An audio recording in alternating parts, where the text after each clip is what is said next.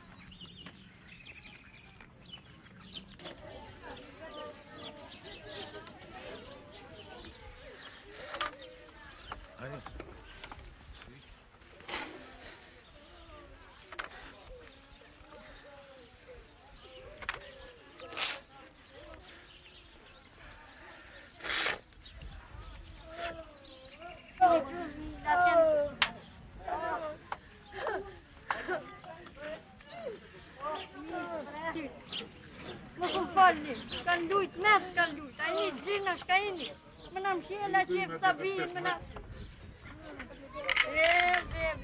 Shka që e kinam këto. Jo, kapte një lyt në krejtë. Shka me fol. Familjen ma kanë lyt, kam shka me fol. Na kanë mshela që portë. Karole. Jo, ma...